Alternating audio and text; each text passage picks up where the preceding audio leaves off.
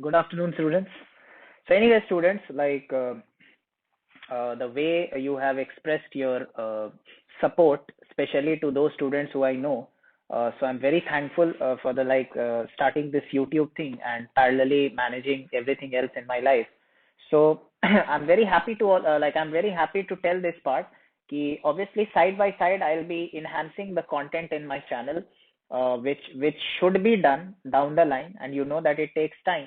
So it will be happening gradually. But just for your those students who are right now in 12th, I'm going to start this one short series of a chapter where NCERT will be given full focus, and I will add some key points also apart from NCERT, so that overall also you can command organic chemistry. So we are starting with organic chemistry, this revision series for class 12, and I wish you all the best to all the 12 students right now. Maybe your term one results will be out soon, so all the best for that from my side. And at the same time, we also expect ki we all teachers community also expect ki very soon your term two results will be out. So yeah, sorry, term two schedule will be out. Sorry for my word. So term two schedule will be out. So anyways, start preparing very well from now only. The notification will be very soon. It will be out, and also for those students who are like going to appear for JEE or NEET. So NEET obviously will take some time, but JEE may start in March end as far as the speculation is going on. So anyways, without wasting the time, and obviously I have kept NCERT also in hand. You can see here. Just a second. Yeah. So yeah. So now I hope my video is okay. So anyways, the point is you can see here, I believe, NCERT I have highlighted here. So some of the points we will see from NCERT. जैसे कि NCERT as a teacher, I always say to my students कि NCERT you should always study at the end, because NCERT serves the best purpose for revision. Okay मैं कभी ऐसा नहीं बोलता यार कि ऑर्गेनिक केमिस्ट्री तुम शुरू करो एनसीईआरटी से, बिकॉज वो फील ही नहीं आएगा. ठीक है ना, because you can see here कि एनसीईआरटी ने सिर्फ रिएक्शंस लिखे हैं. आप देख सकते हो यहाँ पे, अगर मैं आपको दिखा दूं, अगर मैं यहाँ से शुरू करूं, आप देखो यहाँ पे, just a second, you can clearly see यहाँ पे, है ना, कि इन्होंने सिर्फ रिएक्शंस लिख रखे हैं, है ना, कोई मैकेनिज्म नहीं, कौन सा रिएक्शन कैसे हो रहा है वी डोंट नो. तो मैं आपको कुछ मैकेनिज्म्स का भी आइडिया दूंगा, and that is why I always started, जैसे मैंने सब्स्टिट्यूशन वर्सेस एलिमिनेशन से वीडियोस बनाने स्टार्ट किए, कि आपको थोड़ा रिएक्शन मैकेनिज्म का मैं फील दे पाऊँ, है ना, और कुछ अच्छे क्वेश्चंस भी हमने किए कि आपका दिमाग खुले. तो वो सारे वीडियोस आप देख सकते हो. जैसे इस चैप्टर में भी आप देख सकते हो कि हमें SN2 SN1 इस टाइप की चीजें डिस्कस करनी है. तो एनसीईआरटी ने इस चैप्टर में किया है, बिकॉज अल्काइल हैलाइड को रेफरेंस लेके हम ऐसी चीजें समझाते हैं. तो आप देख सकते हो. तो SN2 SN1 में मैं बहुत ज्यादा टाइम नहीं वेस्ट करूंगा स्टूडेंट. जैसे आप देख सकते हो यहाँ पे एनांशियोमर की बात की है, ठीक है, यहाँ पे SN2 में स्टेरिक क्राउडिंग की बात की है. तो ये बात मैं ऑलरेडी SN2 के वीडियोस में कर चुका हूँ. तो आप वहां जाके वो वीडियो देख लो, मैं आपको वो लिंक शेयर कर दूंगा. तो आपको अगर अंडरस्टैंडिंग डेवलप करनी है मैकेनिज्म्स की, तो you must see those videos.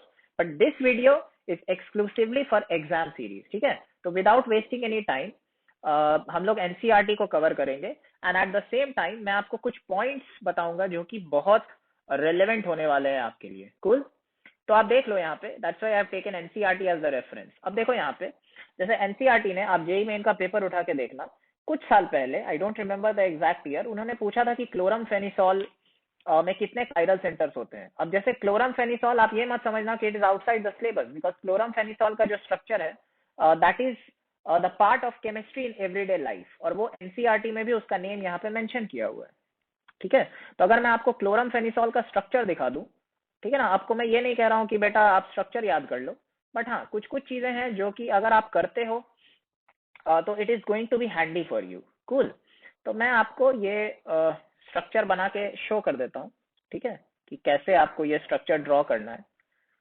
Just a second. हाँ, तो कुछ इस टाइप का स्ट्रक्चर है इसका. यहाँ पे OH है, ठीक है, यहाँ पे OH है, और यहाँ से आपने नाइट्रोजन को रेफरेंस मानते हुए आपने यहाँ पे डबल बॉन्ड O, और यहाँ पे 2 क्लोरीन लगे हुए हैं. अब मैं ये कभी नहीं कह रहा हूँ कि आप इसको ब्लाइंडली याद करो, बट अगर करोगे तो you will be beating the competition. कुछ तो आपको मेहनत करनी पड़ेगी.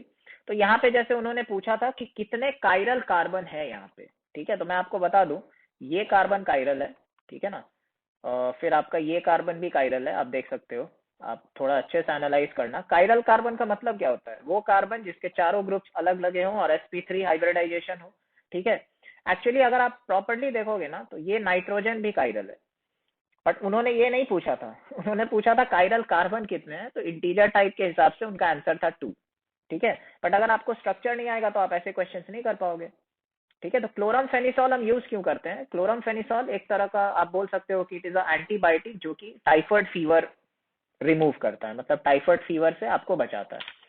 ठीक है ना, बचाता नहीं है, मतलब वो उसको क्योर करता है बेसिकली। उसी तरीके से आप देख सकते हो क्लोरोक्वीन, तो क्लोरोक्वीन पे भी क्वेश्चन आ सकते हैं। ठीक है, तो क्लोरोक्वीन में अगर आपके क्वेश्चन आते हैं बेटा, तो आप एक बात दिमाग में रखना। ठीक है ना, generally I always say one thing कि आप थोड़ा सा इंजॉय करो प्रोसेस को। तो क्लोरोक्वीन का अगर तुम स्ट्रक्चर देखोगे ना, तो क्लोरोक्वीन का स्ट्रक्चर कुछ ऐसा होता है कि यहाँ पे क्लोरीन लगा हुआ है और ये एक हेट्रोसाइक्लिक सिस्टम है, कुछ पीरिडीन जैसा ये दिखता है। ठीक है, और यहाँ पे आपके NH नाइट्रोजन लगे हुए हैं। फिर यहाँ से आप 4 कार्बन है, एक आप काउंट कर लो, 1 2 3 4, और यहाँ पे एक और NH है जिसके दोनों तरफ इथाइल ग्रुप लगे हुए हैं। ठीक है, और यहाँ पे एक मिथाइल भी है। तो दिस इज नाइट, अब this is the structure of chloroquine. अभी जैसे देखो यहाँ पे वो पूछ सकते हैं कि जैसे मान लो मैंने एक क्वेश्चन मैं पूछता हूँ आपसे, ये ए है, ये नाइट्रोजन आपका बी है, और ये नाइट्रोजन आपका सी है। आपको बताना है कि इन तीनों नाइट्रोजन का बेसिक स्ट्रेंथ क्या होगा, राइट? तो ऐसे क्वेश्चन पूछे जा सकते हैं। ठीक है, तो obviously I will make one separate video for basic strength in the days to come, but अभी के लिए मैं आपको क्विकली ये चीज बता देता हूँ कि यहाँ पे देखो, ये जो ए वाला जो नाइट्रोजन है ये आपका sp3 नाइट्रोजन है, बट ये जो नाइट्रोजन है दिस इज sp2, और ये जो नाइट्रोजन है ये भी आपका sp2 है। क्यों? क्योंकि ये जो लोन पेयर है ये किसी हद तक तो रेजोनेंस करेगा, रेजोनेंस कर सकता है ना ये, एक तरफ से, है ना? ठीक है ना, तो ये रेजोनेंस कर सकता है ना? तो 2 कार्बन यहाँ पे sp2 है और एक कार्बन यहाँ पे sp3 है। तो आप कमेंट सेक्शन में मुझे सोच के बताना कि इसके बेसिक स्ट्रेंथ का आंसर क्या होगा। ठीक है, आपके हिसाब से क्या होना चाहिए? तो चलो मैं आपसे एक इजी क्वेश्चन पूछता हूँ कि इस पर्टिकुलर सिस्टम में सबसे ज्यादा बेसिक कौन सा साइट है? तो ऑब्वियसली जो ए वाला नाइट्रोजन है वो आपका सबसे बेसिक है। क्यों? क्योंकि this lone pair is most available, यहाँ पे कोई रेजोनेंस नहीं हो रहा है, और ऊपर से इन सारे अल्काइल ग्रुप्स की प्लस आई इसके इलेक्ट्रॉन डेंसिटी को और क्या कर रही है, इंक्रीज कर रही है। तो ठीक है, तो ये जो लोन पेयर है ये सबसे इजीली डोनेट किया जा सकता है, और this is the most basic nitrogen atom in the structure of chloroquine. ठीक है, कूल, फाइन। तो ए इज मोस्ट बेसिक।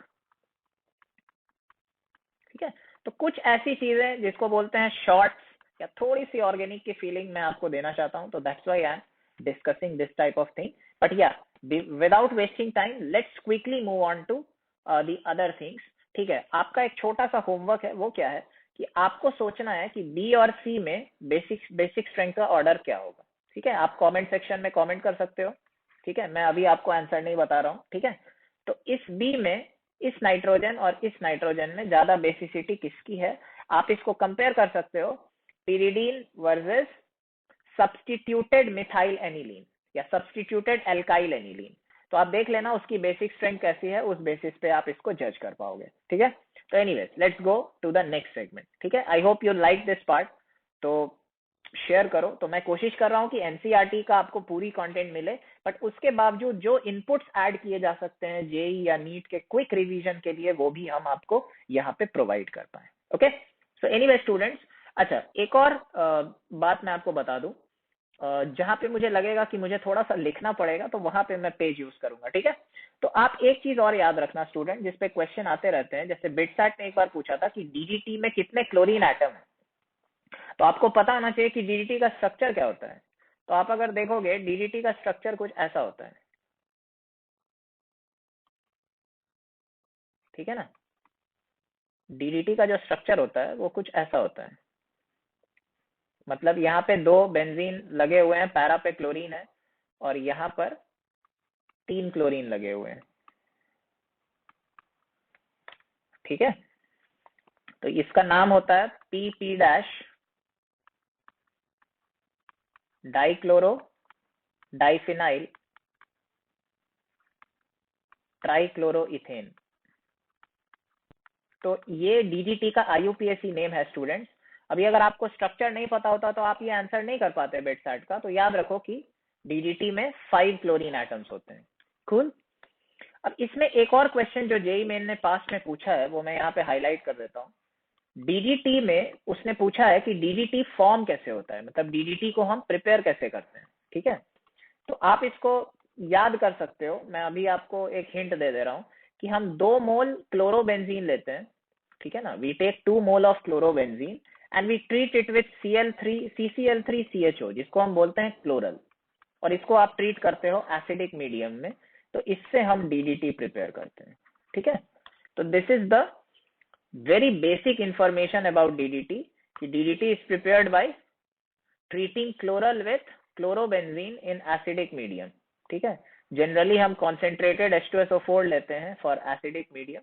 तो ये वाला पार्ट मैंने थोड़ा सा आपको हाईलाइट कर दिया कि ये भी जेई मेन के पास्ट ईयर क्वेश्चंस में आपको मिल जाएंगे। ठीक है, अभी मैं इसके मैकेनिज्म पे बात नहीं कर रहा हूँ स्टूडेंट्स। कोई अगर इंटरेस्टेड है तो ऑब्वियसली मैं अपने क्लास नोट शेयर करूंगा जो कि जेई और एनसीईआरटी दोनों को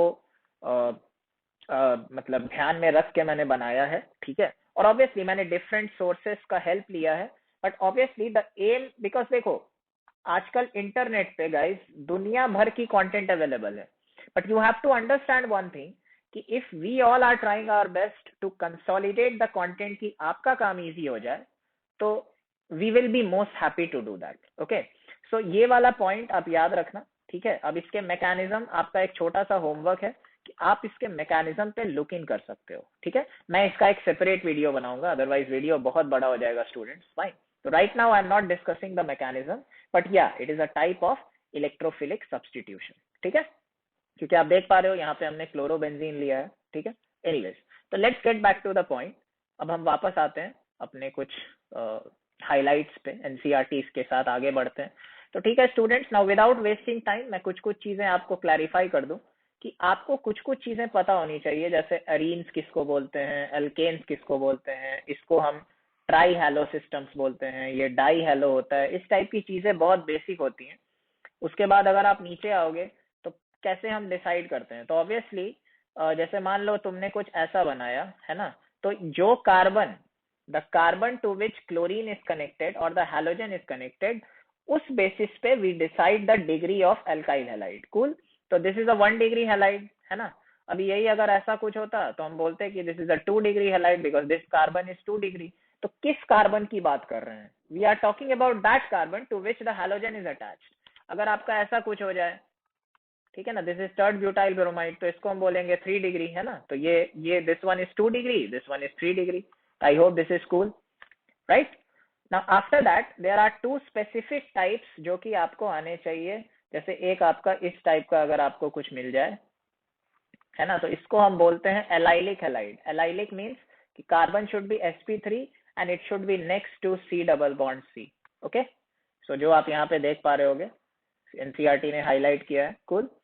देन बेंजाइलिक मीन्स कि it is, benzylic means it is something like this carbon is called the benzyl carbon, और यहाँ पे अगर आपने हैलोजन लगाया तो इसको आप बोलोगे बेंजाइलिक हैलाइड। यहाँ पे भी आप देख सकते हो this carbon is sp3 hybrid.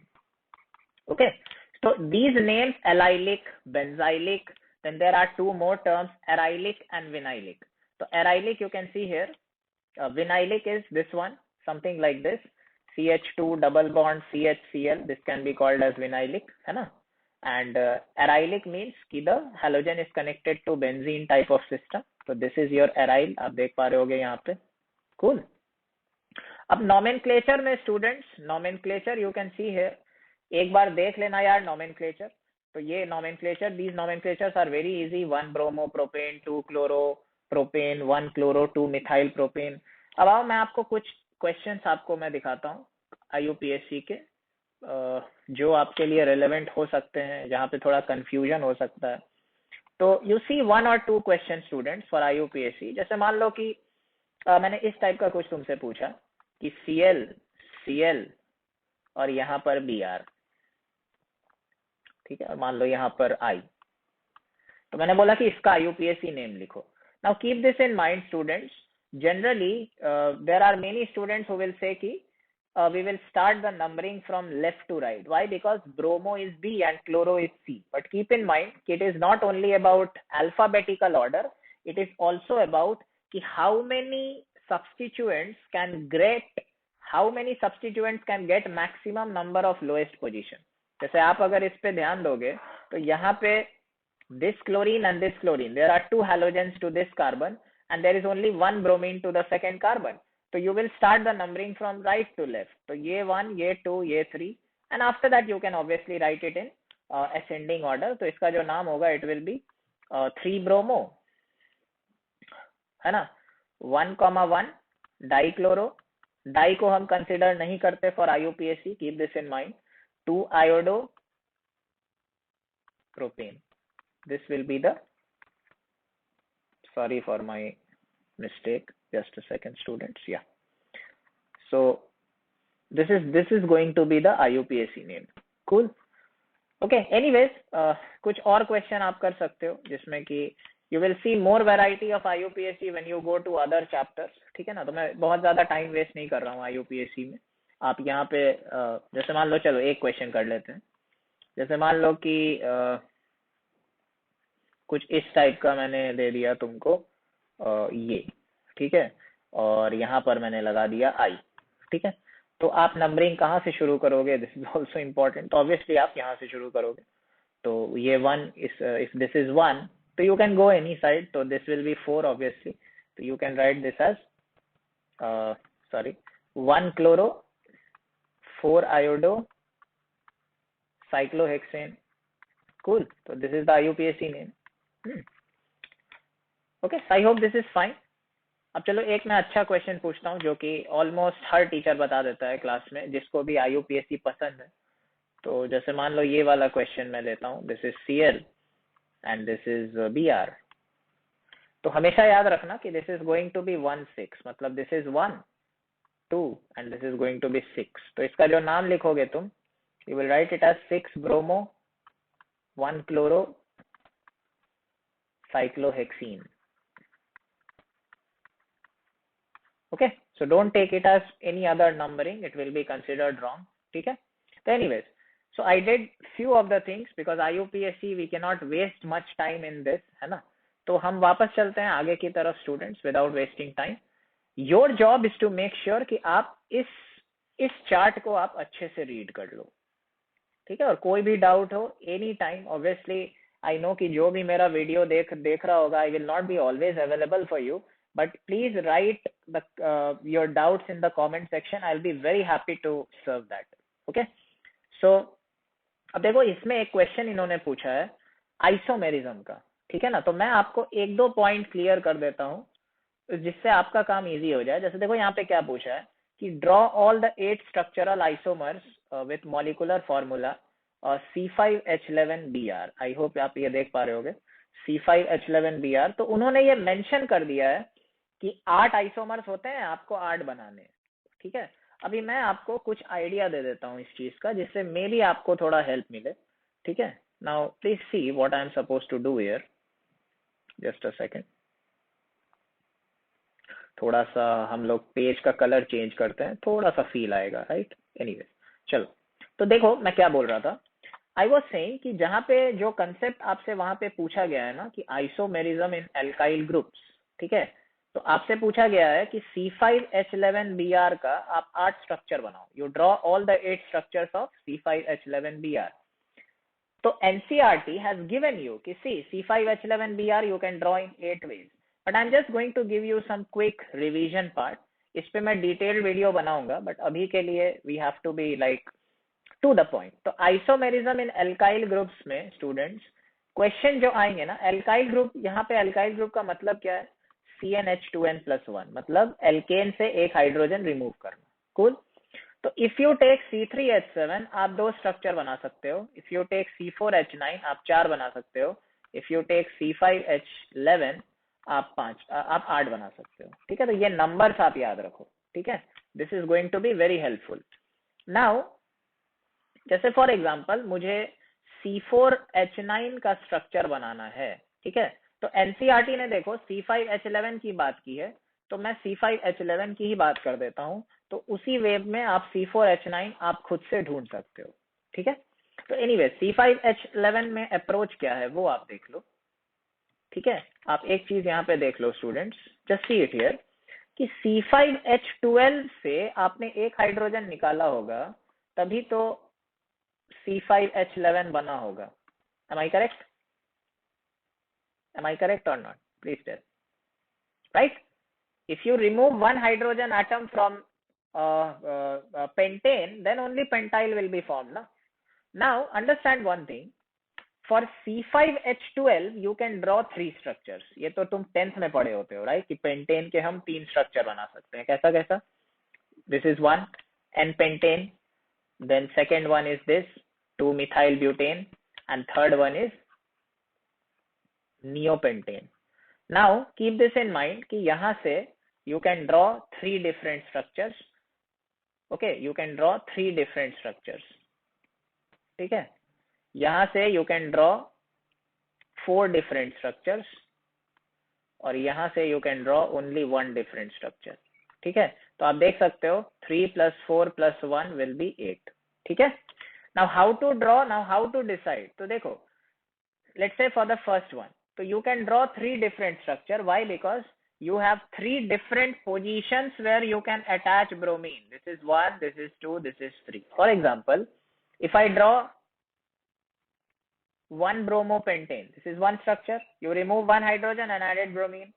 Second can be this structure, 2 bromopentane, and third can be this structure, 3 bromopentane. So you can see that if you remove hydrogen from different positions and substitute it with bromine, so you can get these 3 structures.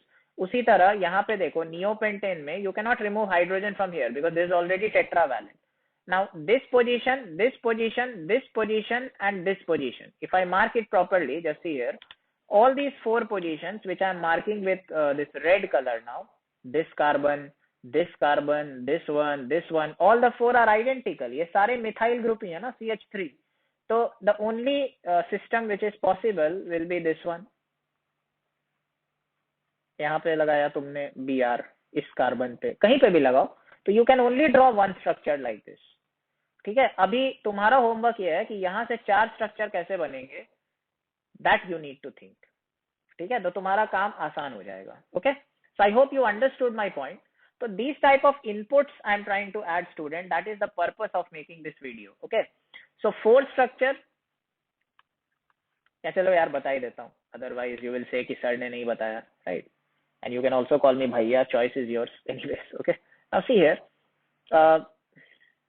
देखो, so if you first is कि you can remove hydrogen from here. देखो, this is first position, this is second position, now unique positions. Okay, then this is your third position. ठीक है, and you have to tell me what will be your fourth position. Okay, तो जैसे मैं एक एक करके बनाता हूँ, देखो यहाँ पे, ठीक है, ये हो गया. Now second is, मान लो मैंने second, this I removed hydrogen from first carbon. Now if I do it from second carbon, I will get something like this, students. ठीक है, यहाँ से निकाला तो है ना. Then third one would have been कुछ इस टाइप का,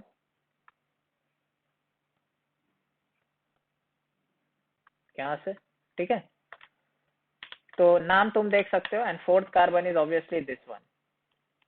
Okay, now keep in mind कि the first carbon which I have marked and the fourth carbon, they would have been identical position if there was no methyl group here, but because it has methyl group, the position becomes different. Now how to check this?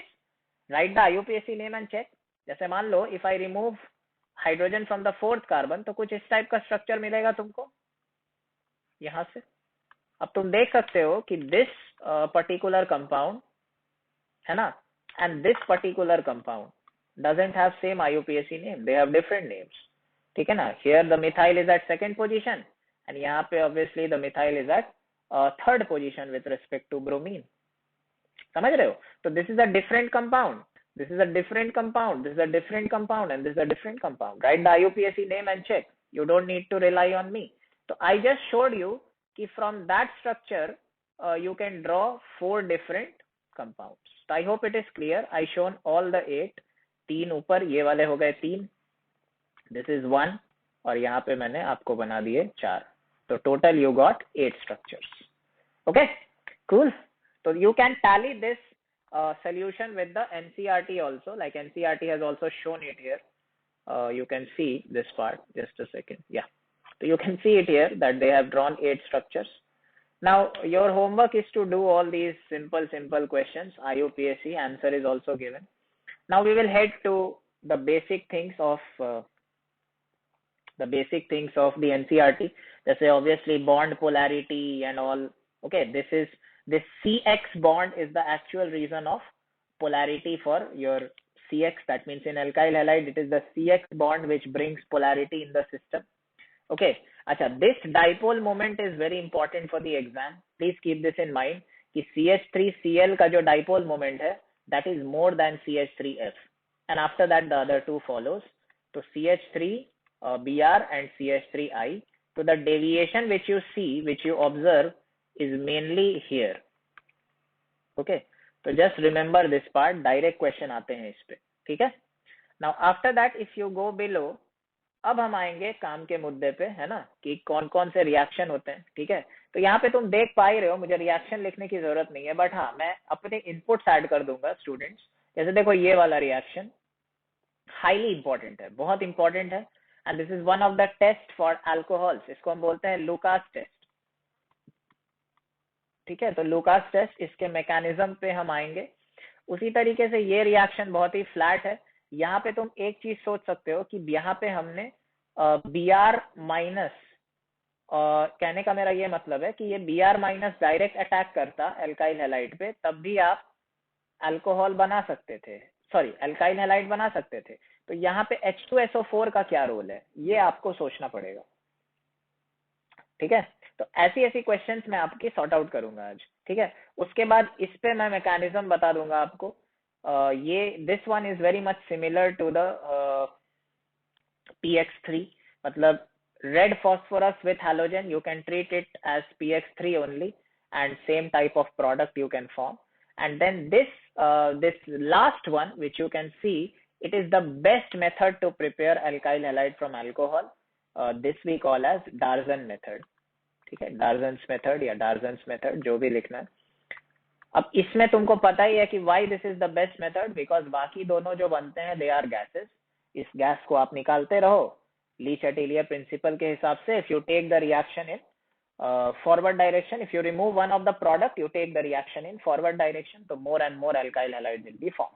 So if you have gaseous byproducts in the reaction, so then that reaction is highly feasible and most efficient. Okay, as per Le Chatelier principle. Cool. Now let's come to some of the points. मैं आपको दिखा देता हूँ यहाँ पे. ठीक है, so I believe let's use some pages. I hope. चलो यहाँ पे लिखते हैं, है ना, पेज की कमी नहीं है अपने पास. Cool. Okay. Now see here students, Lucas test. तो लुकास टेस्ट क्या है भाई? तो लुकास टेस्ट पहले तो कहानी समझ लो, है ना. तो लुकास टेस्ट में कुछ नहीं है यार, बस एक ही चीज है कि हम 1 डिग्री 2 डिग्री 3 डिग्री अल्कोहल को सेपरेट करते हैं.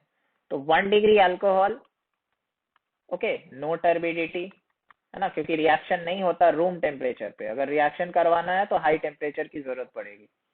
क्योंकि why so, because Lucas test follows a carbocation mechanism. Okay, it follows a carbocation mechanism, and my friend, 1 degree carbocation is not stable, that you know. So similarly 2 degree alcohol, okay, gives what? Okay, it gives turbidity after 10 to 15 minutes. मतलब immediate turbidity is not observed, and if you see immediate turbidity, it means it's a 3 degree alcohol, क्योंकि cation stable होगा ना, तो 3 degree cation is more stable, so that's why immediate turbidity. Okay, immediate turbidity, and turbidity is mostly wide, so it is like a cloudy appearance. Okay, so acha, now Lucas test happens with, obviously we have a reagent also.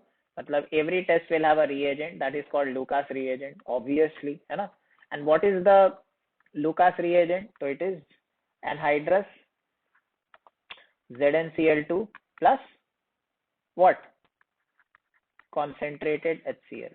ठीक है, तो इसमें आपको ये याद रखना है कि कैटायन फॉर्म होता है, and because cation is form, after that things are very easy. तो मैं आपको एक मैकेनिज्म लिख के दिखा देता हूँ 3 डिग्री वाला. तो जैसे मान लो I have taken this alcohol, है ना, and you are using obviously acidic medium यहाँ पे यूज कर रहे हो, कॉन्सेंट्रेटेड HCl ले रहे हो ना, तो इस अल्कोहल इसको प्रोटोनेट कराओगे. तो इफ यू प्रोटोनेट दिस, तो obviously you will get OH2 positive, है ना, फिर यहाँ से वाटर निकल जाता है, तो you will get a 3 degree carbocation, ऐसा कुछ. एंड देन फिर Cl माइनस इस पे अटैक करेगा, तो you will get chloroalkyl halide, right? So that is the mechanism, very basic and to the point. You form the cation, protonate the alcohol, form cation, and then Cl minus will attack. Fine. So this is the basic thing, the mechanism part. Now if you come to some other reactions, मैं एकदम एक एक करके बताते जाता हूँ, ठीक है, देखते चले जाओ. ठीक है, डार्जन्स मेथड. तो डार्जन्स मेथड में सबसे इंपॉर्टेंट चीज जो है वो मैं यहाँ पे ऐड कर रहा हूँ. सारे का मैकेनिज्म तो मैं नहीं बताऊंगा students, because takes time. I will create separate videos on that. Okay, I will come up with those videos, one video of 5 minutes 10 minutes, ठीक है. But right now I am just discussing the reactions and how to remember it. चलो Darzens method मैं बता देता हूँ, but बाकी सारे मैं बस की पॉइंट्स बताऊंगा जो आपको याद रखना है अपार्ट फ्रॉम एनसीईआरटी. वो मेरा काम है, राइट. अब देखो यहाँ पे, if you take alcohol air, ठीक है, आप अल्कोहल ले रहे हो. पहले तो चलो हम लोग रिएक्शन लिख लेते हैं कि आप you took an alcohol with SOCl2, this is called thionyl chloride, and you will get RCl, ठीक है, plus SO2 plus HCl. These are the products. ये बनेंगे, ठीक है, बात कर सकते हो.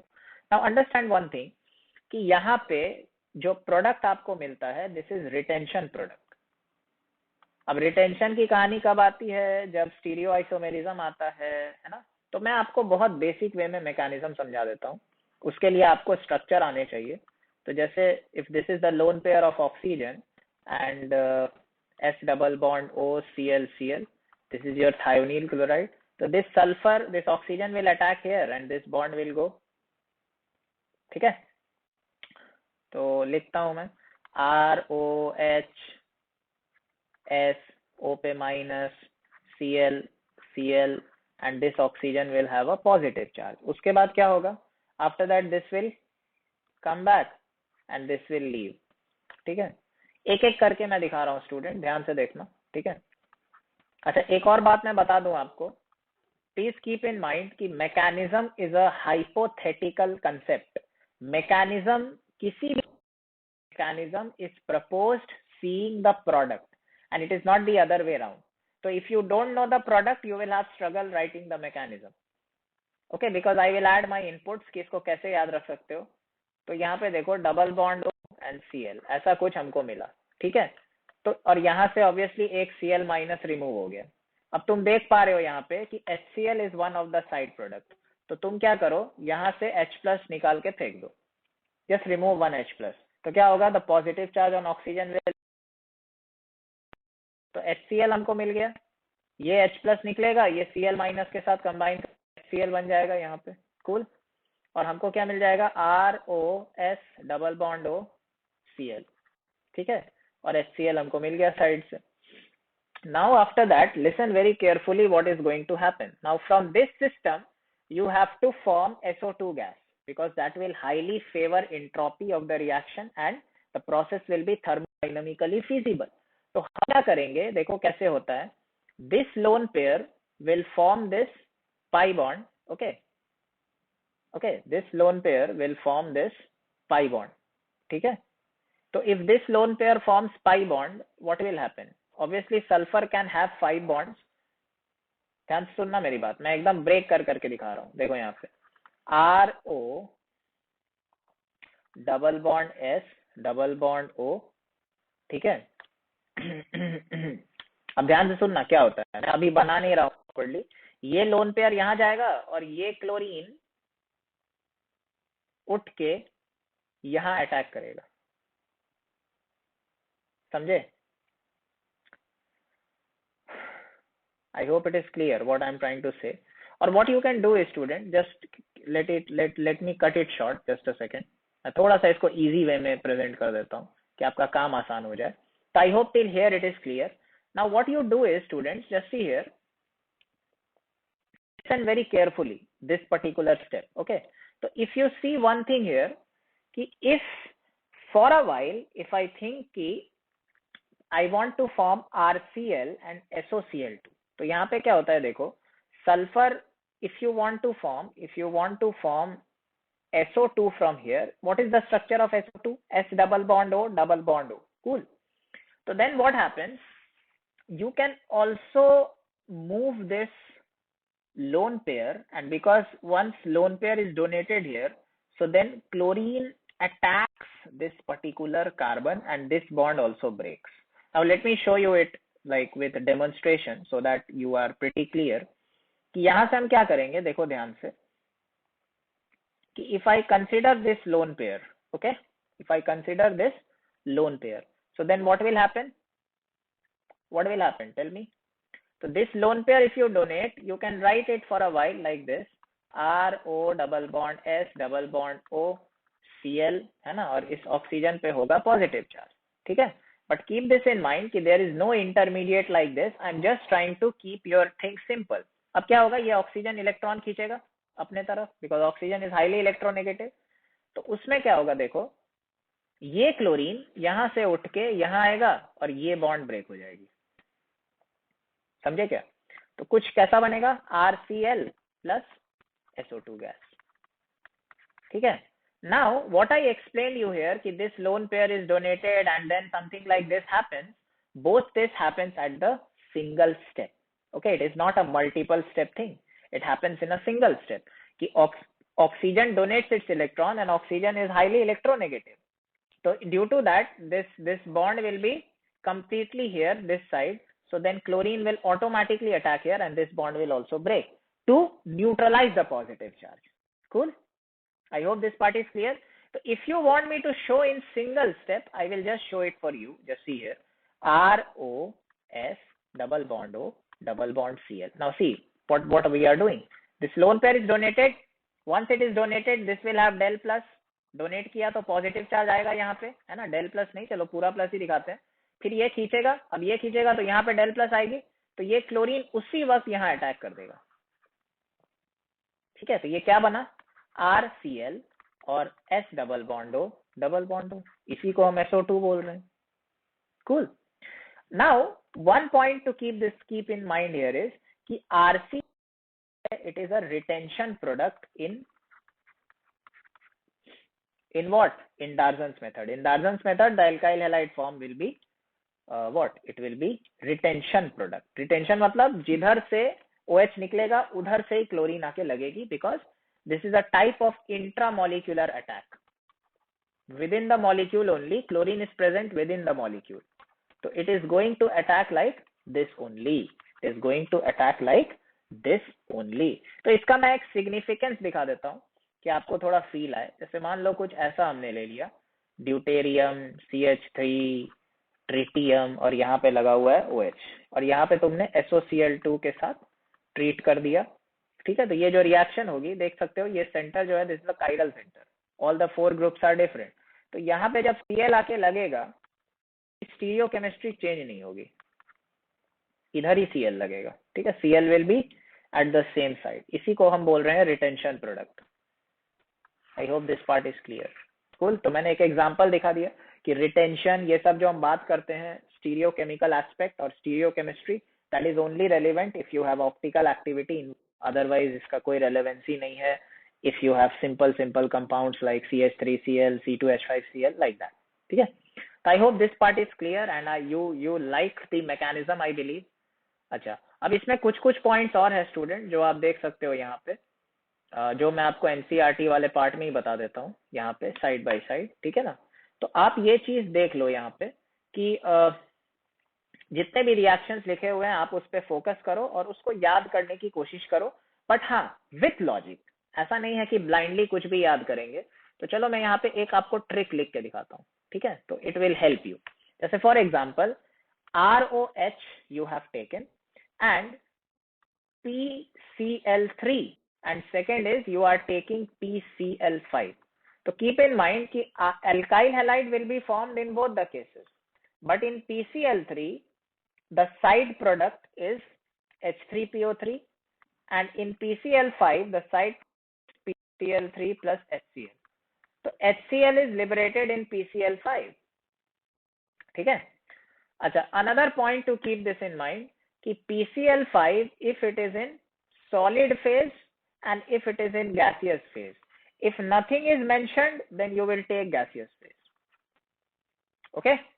So product will be same, but थोड़ी सी स्टीरियोकेमिस्ट्री में डिफरेंस आती है जो कि मैं आपको अलग वीडियोस में बता दूंगा. ठीक है ना. होता क्या है कि सॉलिड के केस में आपको रिटेंशन प्रोडक्ट मिलता है और गैस के केस में आपको गैस के केस में आपको रिटेंशन प्रोडक्ट मिलता है और सॉलिड के केस में इन्वर्टेड प्रोडक्ट मिलता है. ठीक है ना. That is the only difference. But other than that, तो यहाँ पे मैं लिख देता हूँ स्टीरियोकेमिस्ट्री, किसी को लिखना है तो लिख सकता है. Inverted product is formed with solid PCl5 and with gaseous PCl5 you get retention product. अच्छा, इसमें एक और बात याद रखने वाली है कि सॉलिड PCl5 जो होता है, very important, that actually exists as PCl4 plus cation and PCl6 minus anion. ठीक है ना. इसको आप याद रखो, ये दोनों चीजें कि ऐसे एग्जिस्ट करता है. कूल. चलो अब हम वापस चलते हैं एनसीईआरटी के पार्ट पे. तो एनसीईआरटी में अच्छा भैया रेडिकल हैलोजिनेशन की बात की है. तो रेडिकल हैलोजिनेशन में आपका काम है कि आप फ्री रेडिकल मैकेनिज्म को रिवाइज करो. ठीक है. अभी के लिए मैं इतना ही बता सकता हूँ कि रेडिकल मैकेनिज्म पे मैं एक सेपरेट वीडियो बना जल्दी ही बनाऊंगा कि आपकी रिक्वायरमेंट पूरी हो जाए. बट अभी के लिए जस्ट कीप इन माइंड कि radical halogenation, okay students, radical halogenation you can form different products. जैसे फॉर एग्जांपल, जैसे हमने लिया मान लो प्रोपेन और यहाँ पे मैंने Cl2H ले लिया और तुमसे पूछा कि बताओ how will you form free radical halogenation. Now how you decide halogenation कि यहाँ पे लाइट, तो जब भी तुमको H दिखता है या लाइट वाली कंडीशंस दिखती है तो you have to understand that they are talking about free radical halogenation. Okay. तो यहाँ पे obviously you can have two type of product. One is 2-chloropropane, another is 1-chloropropane, and obviously this is going to be your major product. ठीक है. because 2 degree free radical will be more stable than 1 degree free radical. Very obvious है ना. So that you can see also here कि this radical is 2-chloro and this is 1-chloro. So 2-chloro is than 1-chloro. But obviously chlorine has its own methodology of deciding major product when you talk about free radical halogenation. ठीक है. मैं एक दो question मैं आपको करवा देता हूँ कि थोड़ा सा आपको फील आए फ्री रेडिकल का. तो जैसे देखो यहाँ पे, जैसे फॉर एग्जांपल हमने ले लिया कुछ इस टाइप का स्ट्रक्चर. ठीक है. और मैंने तुमको बोला कि Br2 और H लिया है. तो कीप दिस इन माइंड कि जब भी आपको ब्रोमीन दिया हुआ हो विथ फ्री रेडिकल हैलोजिनेशन, आप समझ जाना कि आपको सेलेक्टिव मतलब मोस्ट स्टेबल प्रोडक्ट बनाना है. ठीक है. ठीक है ना. तो मैं एक चीज यहाँ दो, just a second, let me change the compound a bit. तो जैसे मान लो कुछ इस टाइप का कंपाउंड हमने लिया है, ऐसा कुछ हमने लिया है. ठीक है. तो आप जो रेडिकल बनाओगे वो यहीं से बनाओगे. क्यों? क्योंकि 3 डिग्री रेडिकल बनेगा. तो you will attach bromine here, this is going to be your major product. ठीक है. तो इस टाइप के क्वेश्चंस आते रहते हैं. अभी फ्री रेडिकल हैलोजिनेशन आप एलाइलिक और बेंजाइलिक सिस्टम में भी कर सकते हो. जैसे for example if you take a benzene ring and you have CH2 CH3 और यहाँ पे तुमने कुछ भी लगा दिया, मान लो लगा दिया NO2 और तुमको मैंने बोला कि Cl2 और लाइट, या चलो Br2 ले लेते हैं, Br2 और लाइट. तो Br2 हो Cl2 हो, यहाँ पे क्या करोगे, सबसे स्टेबल रेडिकल लोगे. Br2 के केस में स्टेबल प्रोडक्ट सबसे इंपॉर्टेंट होता है. ठीक है ना. तो यहाँ पे आप देख सकते हो कि हम यहाँ से हाइड्रोजन निकालेंगे. Why? Because this radical will be a 2 degree radical and at the same time it can do resonance with the benzene ring also. So the compound you will form will be this one, CH CH3, this one will be NO2 और यहाँ पे आप लगाओगे Br. Okay, तो Br will be substituted at benzyl carbon. ठीक है.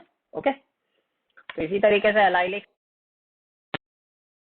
अगर मान लो ऐसा कुछ दे दिया और तुमको दे दिया NBS, तो NBS में भी हम वही काम कराते हैं जो हम bromine in presence of light में कराते हैं। ठीक है, NBS का मतलब होता है N ब्रोमोसक्सिनामाइड। ठीक है, N ब्रोमोसक्सिनामाइड। ओके, तो इसका काम ही है लो कॉन्सेंट्रेशन में ब्रोमीन को जनरेट करना। ठीक है, and due to bromine will be substituted at allylic position. Keep this in mind. Here you see NBS with H nu, it is also going to do free radical halogenation. So this lone, if you make radical here, so this radical can do resonance. So that's why we will do allylic substitution of bromine. ठीक है, वही काम आप यहाँ पे भी कर सकते हो कि if you have something like this, और यहाँ पे मैंने ले लिया NBS, N ब्रोमोसक्सिनामाइड, तो what you will form will be this. Cool. At benzylic carbon you will substitute bromine. That's it, है ना? अच्छा, anybody if is interested can look for the structure of N bromosuccinimide. आप खुद से ढूंढो, है ना, मैं भी नहीं बता रहा हूँ स्ट्रक्चर। ठीक है, तो कुछ कुछ चीजें आप खुद भी करो स्टूडेंट्स, कि it should be a two sided learning, है ना। Okay, so this is the very basic thing, आप यहाँ पे समझ सकते हो। मैंने बहुत ब्रीफ में आपको बता दिया कि कहाँ पे क्या हो रहा है। फिर हम आएंगे मार्कोनी-कॉफ रूल पे, जो कि एक काम की कॉफ रूल और एडिशन, हैलोजिनेशन। ठीक है, आप बोल सकते हो यहाँ पे, जैसे देखो डाई हैलोजिनेशन या एडिशन ऑफ हैलोजेंस, तो this is called electrophilic addition of halogens, तो उस पर हम बात करेंगे। बट अभी के लिए मोस्ट इंपॉर्टेंट है आप मार्कोनी-कॉफ रूल। आप देखो यहाँ पे, देखो जैसे for example I will show you 1-2 questions. जैसे ये वाला क्वेश्चन देखो, अभी हमने यही डिस्कस किया। ठीक है, तो Br2 in presence of light, तो ब्रोमीन को आप यहाँ ऐड करोगे इस कार्बन पे। ठीक है, ठीक है, तो कुछ कुछ क्वेश्चन हम कर सकते हैं, जैसे ये वाला देखो यहाँ पे, तो ये क्वेश्चन अब आप कर पाओगे, है ना। This carbon and this carbon both are allylic carbon, तो आपको कुछ नहीं करना है, कंसिडरिंग कि आपने 1 मोल ब्रोमीन लिया है, तो यहाँ पे आप Br add to be your product. Question number 6, fine. अच्छा, ये तो देख पा ही रहे हो कि ये डार्जन्स मेथड, यहाँ पे क्लोरीन लगा दो, है ना। Okay, I hope this is clear. अब यहाँ पे एक चीज देख सकते हो जो अभी मैं नहीं बताऊंगा, बट हाँ मैंने SN2 में बताया हुआ है कि यहाँ से आप यहाँ पे Cl माइनस, मतलब समझ ही रहे हो आई बिलीव, कि ये जो यहाँ पे इसको प्रोटोनेट करके यहाँ से वाटर निकालना is not a good idea, because phenyl carbocation is highly stable, highly unstable, है ना। तो आप क्या करोगे, यहाँ पे कार्बोकेटायन बनाओगे, मतलब when you add HCl here, the carbocation you will form will be this OH as it is, and यहाँ पे बनाओगे CH2 positive, and then Cl minus यहाँ पे अटैक कर देगा। ठीक है ना, तो ये सब चीजें दिखनी चाहिए कि benzyl carbocation is stable, it is resonance stabilize, है ना। और यहाँ से हम इस OH को प्रोटोनेट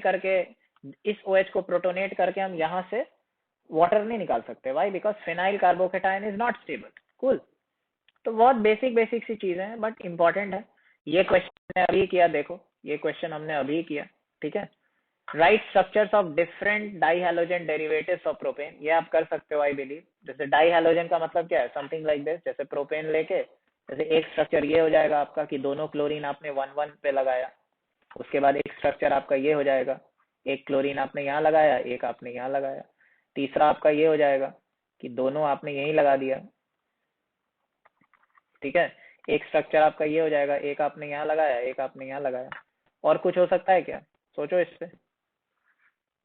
तो ये हो गया 1-1, ये हो गया 1-2 ऊपर वाला, this one is 2-2 and this one is 1-3. I don't think any other combination is possible. Okay, so anyways I just explained it. You can this part is I hope clear. This is for 10.3, this particular thing, है ना। So anyways, अच्छा ये question बहुत अच्छा है, ये मैं चाहूंगा कि आप खुद से ढूंढो। बट हाँ, मैं आपको बेसिक चीज बता देता हूँ कि why is sulfuric acid not used. तो sulphuric acid is a very strong oxidising agent, तो वो क्या करेगा, I माइनस को I2 में ऑक्सीडाइज कर देगा, जिससे क्या होगा, ये I माइनस अब अवेलेबल ही नहीं है for what, for nucleophilic substitution. ठीक है, तो I माइनस एल्काइल हैलाइड पे अटैक करता तो वहां से RI बनाते, बट I माइनस अगर ऑक्सीडाइज होके I2 में कन्वर्ट हो रहा है तो then I minus is not available for nucleophilic substitution reactions. Cool, तो that is the point here. तो जनरली हम बोलते हैं कि यहाँ पे एक एसिड यूज कर लो which is not a strong oxidising agent, जैसे H3PO4। तो H3PO4 यहाँ पे यूज करते हैं हम, ठीक है। H2SO4 यूज नहीं करते because H2SO4 is a strong oxidising agent, ठीक है। तो आई होप आपका काम हो गया। अब एक लास्ट मैं आपको बता देता हूँ जिसको हम बोलते हैं मार्कोनिकॉफ एडिशन। अब जिसकी 11th की ऑर्गेनिक केमिस्ट्री अच्छी नहीं है उसको एकदम रिलीजियसली और इन मैकेनिज्म्स पे फोकस करनी पड़ेगी। जैसे फॉर एग्जांपल मार्कोनिकॉफ एडिशन का मतलब क्या होता है? You are adding something, generally we are adding hydrogen halide. जैसे मान लो हमने ले लिया प्रोपीन, कर रहे हैं HX, या चलो HCl ही ले लेते हैं, ठीक है। तो यहाँ पे क्या होता है भाई, एक की आपने क्लोरीन यहाँ लगाया डबल बॉन्ड ब्रेक करके, और एक आपने यहाँ लगाया, ठीक है। तो obviously this is going to be your major product, है ना, ये तो माइनर हो जाएगा। अब ऐसा क्यों होगा? ऐसा इसलिए होगा, Markovnikov addition follows what? Carbocation mechanism. तो 2 कार्बोकैटायन ज्यादा स्टेबल होगा ना। If you see the mechanism here, अब देखो जैसा जब भी ऑर्गेनिक रिएक्शंस में you get a situation where you have a major product and minor product, that means you have two different products because you have two different possibilities. तो इसी को हम बोलते हैं regio selectivity. Okay, this part I have also talked about, like I have also talked about regio selectivity in E2 reactions.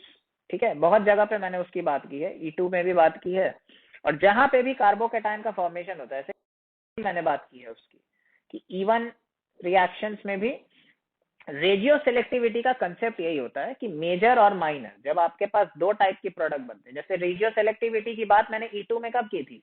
When I was talking about Saytzeff product and Hofmann product.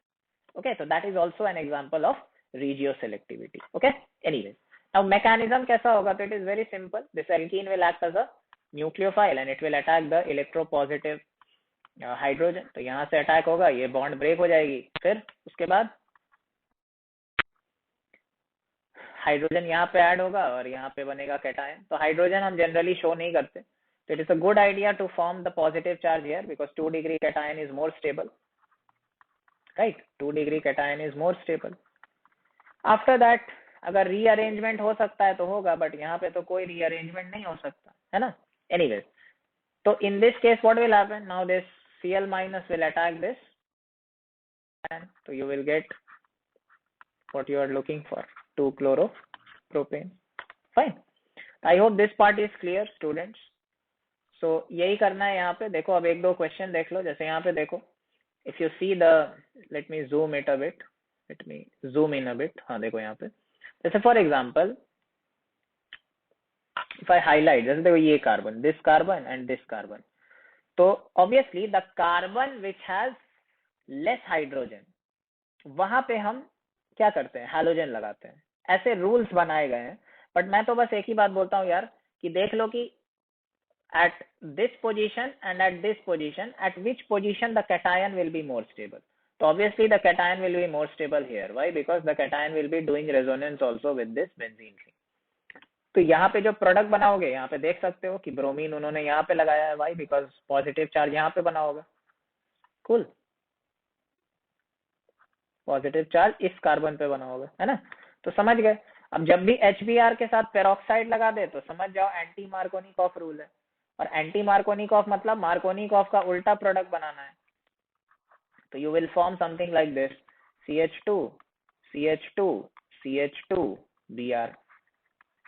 देखो यहाँ पे लिखा ही हुआ है by the way, ठीक है। तो this is anti Markovnikov addition. Anti Markovnikov में free radical mechanism is followed. It doesn't follow carbocation mechanism. So HBr only gives anti-Markovnikov product when you take peroxide. Okay, and this is called anti-Markovnikov addition or Kharash effect. ठीक है। I hope you have understood my point. अब देखो यहाँ पे कुछ कुछ interesting reactions हैं जो कि इम्पोर्टेंट हो जाते हैं, ठीक है। तो ऑब्वियसली मैंने वन शॉट वीडियो की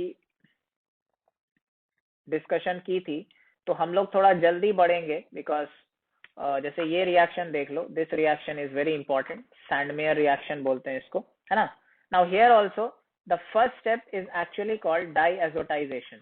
keep this in mind, it is called diazotisation, and the second step actually is Sandmeyer. ठीक है, this is Sandmeyer, second step is Sandmeyer. ठीक है, तो ये याद रखना, दिस इज हाईली रिकमेंडेबल कि इसको आप याद करो. ठीक है, और ये भी याद रखना कि डाईएजोटाइजेशन जो होता है वो लो टेम्परेचर पे होता है, 0 to 5 डिग्री सेल्सियस पे. दो चीजें मैं आपको बता रहा हूँ, ध्यान से सुनो. If you want diazotization to happen, you need a amine, this is called a amine, and it is converted to N2 positive. ठीक है, N2 पॉजिटिव. ठीक ठीक है, अभी हम मैकेनिज्म पे फोकस नहीं कर रहे हैं, कीप दिस इन माइंड. तो ये जो प्रोडक्ट बन रहा है ना, this is only possible if your amine is 1 degree. 1 degree amine का क्या मतलब है कि your nitrogen has 2 hydrogen and 1 alkyl group only. So the degree of amine is decided on the basis of the number of alkyl groups attached to nitrogen. So this is a 1 degree amine. So 1 degree amine only undergoes diazotization. Keep this in mind. Very important point I'm saying. And at the same time, because this product is unstable, so that's why to make sure कि it sustains for a while, we need low temperature. ठीक है, low temperature पे reactivity obviously control की जा सकती है. तो that is the point. ठीक है, अब ये NaNO2 plus HX का क्या काम है, यहाँ से हम HNO2 फॉर्म करते हैं. ठीक है ना, HNO2 से एक इलेक्ट्रोफाइल बनता है जिसको हम बोलते हैं NO प्लस, नाइट्रोसोनियम आयन. तो ऑब्वियसली अभी मैं मैकेनिज्म में नहीं जा रहा हूँ, बट मैं आपको ब्रीफ आइडिया दे रहा हूँ स्टूडेंट्स कि डाईएजोटाइजेशन में जो इलेक्ट्रोफाइल होता है that is called nitrosonium ion NO positive. और आपको रिएक्शन तो याद करना है, ये जो CO2H2 होगा, इसका जो X माइनस होगा वो यहाँ पे अटैक करेगा और यहाँ से नाइट्रोजन निकल जाएगी, तो देखो एराइल हैलाइड बन जाएगा.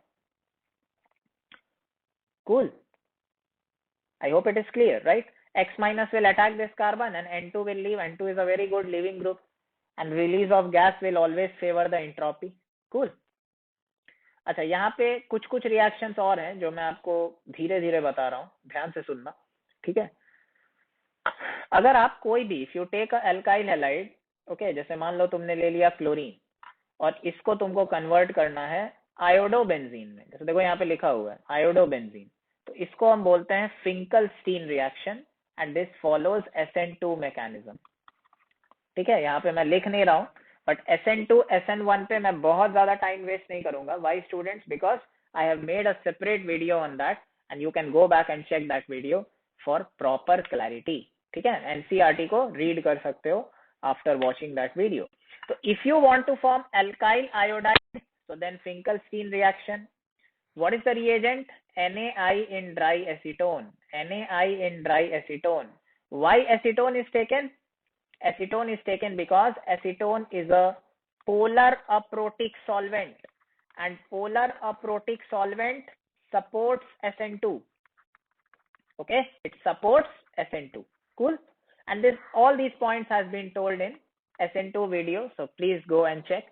Okay, now dry acetone, I told why it is dry acetone, and second is कि nucleophile acts as a what, a better nucleophile in aprotic solvent. ठीक है, तो मैंने उसकी बात बता दी. Cool. And another point which supports Finkelstein reaction is कि the, suppose this is, let's say you have taken chlorine, so this will be obviously NaCl. So NaCl is insoluble in acetone. So this is a precipitate. NaCl dissolves in water, but it is insoluble in acetone.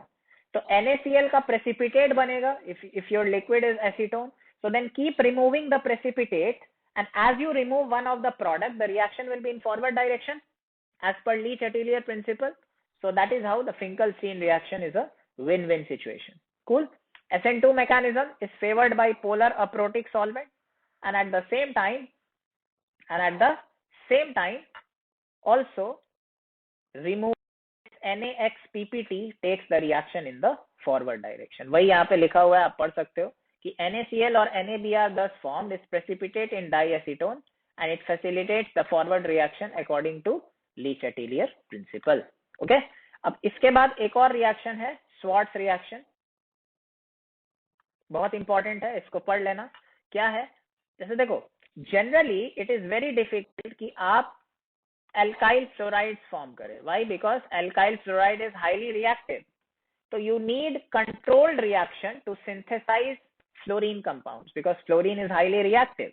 So that's why we have to undergo Schwartz reaction. Here also the reaction proceeds by SN2 mechanism, but we need to take heavy metal fluorides. Why? So that the reaction proceeds with controlled reactivity. Don't take NaF और KF here.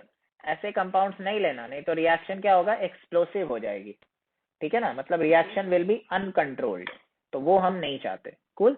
तो heavy metal fluorides use करते हैं in Swarts reaction, and both these Schwartz reaction and Finkelstein reaction. Finkelstein reaction is used to make alkyl iodide and Schwartz reaction is used to make alkyl fluorides. Cool. And both these are called halogen exchange. Why? Because you are exchanging one halogen with another, right? अब देखो यहाँ पे मैं इसको मजे की बात बताता हूँ, इस रिएक्शन को अच्छे से देख लो, ठीक है। यहाँ पे हम क्या कर रहे हैं, यहाँ पे हम टोलुइन, इसको हम बोलते हैं toluene, methyl benzene is called toluene. तो toluene, if you are treating with halogen in dark, dark means light condition is not there, so that means we will not follow radical mechanism here, we will follow electrophilic substitution, and you know that CH3 is a donating group. So what will happen, it will increase the electron density at ortho and para. So you can see that the electrophile, which is X, is attached at ortho and para. And in general, you can take para as the major product because ortho has a bit of steric crowding, right? So whenever you see Fe and dark, please understand that it is not free radical halogenation. It is what? It is electrophilic substitution. And this Fe, when combines with X2, it can form FeX3 type of thing, which can act as a Lewis acid. Okay, and you know that Lewis acid will be handy to make the electrophile. That means, let's say X2 plus FeX3, it will give you the X plus and FeX4 minus. And then this X plus will attack the benzene system, which will be the electrophile. ठीक है, I hope this part is clear. तो इसको एक बार read कर लेना, ठीक है। My point is to just highlight the important things. अब यहाँ पे ये वाला पार्ट देख सकते हो कि क्लोरोबेंजीन और bromobenzene, that means if your x is Cl and Br, you can use Sandmeyer reaction. Okay, ऐसे सैंडमेयर मैंने पहले ही बता दिया था, बट जस्ट मैं हाईलाइट कर दे रहा हूँ कि if you want to form iodobenzene, so then iodobenzene is not formed by Sandmeyer reaction, which I have written here. Sandmeyer is only for chlorine and bromine. That means chlorobenzene और bromobenzene ही form होगा, ठीक है ना। इसके लिए separate method होता है, आप KI के साथ इसको हल्का सा शेक करके आप अपना काम निपटा सकते हो, ठीक है ना। इसमें क्यूप्रस हैलाइड की जरूरत नहीं पड़ती।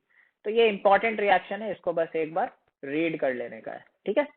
तो the only thing I slightly did it in an unorganized way is कि I talked about this electrophilic substitution after this Sandmeyer, but I hope it's fine, right? Anyways, now let's proceed to the next part, ठीक है। अभी देखो यहाँ पे physical properties, इसको एक बार बस आपको रीड कर लेना है। मेल्टिंग पॉइंट, बॉइलिंग पॉइंट, तो ऑब्वियसली आप जानते हो कि मेल्टिंग पॉइंट हो या बॉइलिंग पॉइंट हो, all are major of intermolecular force of attraction, ठीक है।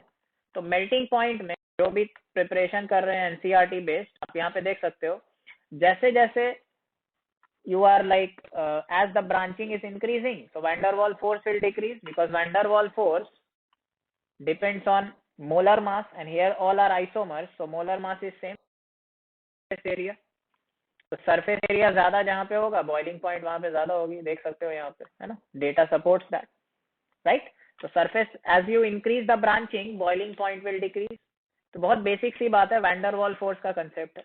अब यहाँ पे देखो, ये जो मेल्टिंग पॉइंट वाला पार्ट है कि why para has exceptionally fantastic melting point compare to the other two, because इसकी पैकिंग अच्छी होगी, सिमेट्रिक स्ट्रक्चर है ना, तो इसकी पैकिंग बहुत अच्छी होगी, ठीक है। अब यहाँ पे तुम थोड़ा सा देख सकते हो यहाँ पे कि किसके क्या हो रहा है, डेंसिटी, सॉलिबिलिटी। अब सॉलिबिलिटी में देखो यहाँ पे लिखा है कि halo alkanes are very slightly soluble in water. तो स्लाइटली सॉल्युबल इन वाटर ऐसा क्यों होगा? तो इसमें दो बातें होंगी। पहला बात होगा कि जो आपकी, जैसे मान लो ये क्लोरीन मैंने लगाया है, तो this del positive and this del minus brings polarity in the system. So being a polar molecule, it will react very well. That means it will interact very well with polar water. So polar interaction के वजह से solubility will be favored. But if you have alkyl groups, so you know that alkyl groups are hydrophobic, so they will repel water, right? So if you see the polar nature favors solubility. Sorry, polar nature favors solubility, and alkyl groups doesn't favor solubility because alkyl groups are hydrophobic. So because both the factors are there and they will counteract each other, that's why it is slightly soluble. ठीक है, तो इसको एक बार read कर लेना. ठीक है.